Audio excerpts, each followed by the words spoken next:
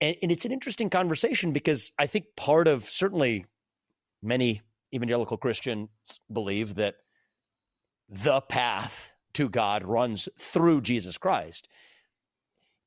And so in my faith, as a Hindu, it is entirely compatible from my perspective to believe in Christ as a son of God. But I also respect and understand that that is different from saying that Christ is the sole path to the Father. But I think that that's a long way of saying that, no, when I sort of say that I absorbed pieces of my Catholic education, did that bother or rankle my parents? No, far from it. I think what they probably saw, because it was true, is I think it actually brought me into greater conviction in what the faith tradition was that I was raised in myself. Because if that's all you've ever seen, you don't know what to compare it to. But once you've tried on a different set of clothes, then you try the one that fits again.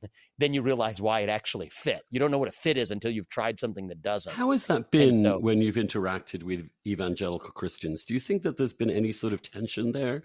Or do they get that you're really coming from the same place, even though you might be a different sect, a different religion? Has that come up at all in your... Oh, a lot. It's starting to more right now, actually. As I said, that in the first phase of this campaign, not a ton, really, right? Because first it's just who the heck is this guy? You know, as of March, I was at 0.0%. Most people hadn't heard of me. But now, you know, especially after the first debate, Andrew, I think we've seen this pick up quite a bit.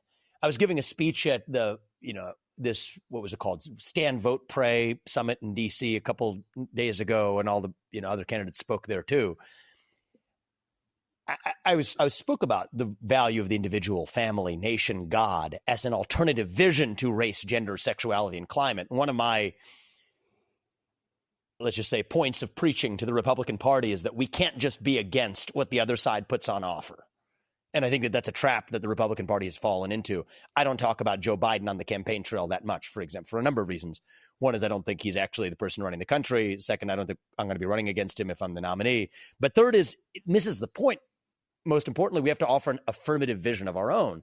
So I was talking about individual, family, nation, God. This is to an audience of 2,000 people, and someone in the back, yells out, "Which God?" kind of in an angry way, right? And it was interesting to me. And it usually in settings where that happens, if there's a microphone in the audience, I'll actually engage it. This was one of these preset forums where that wasn't the case, so I just had to keep moving through. But it's becoming more and more of a serious theme, and I welcome it. So I'd say three things about it, because I think that to say what is the evangelical Christian response is, there are many different ones. Low resolution, right? Right, exactly. Right. And so I think there are some people for whom, I think this is a relatively small number. I think this is a very small number, but I think it exists, for whom it will just be impossible to vote for somebody who is not Christian to be the next president of the United States. And my attitude there to people who are honest with themselves about that and honest back with me about that fact is one of respect. Right?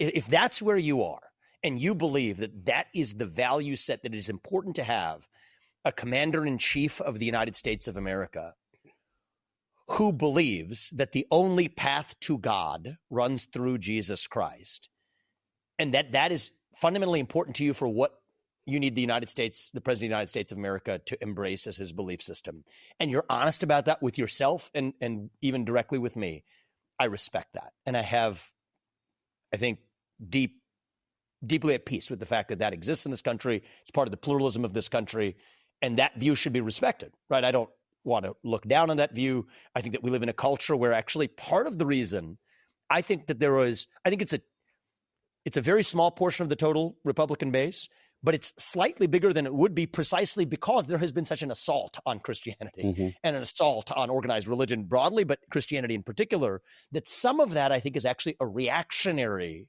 response to the assault on Christianity itself, which makes me even more sympathetic to it. I am probably a more ardent defender of religious liberty and a defender in that cause against the assault on religious liberty than even most self-proclaimed Christians in politics.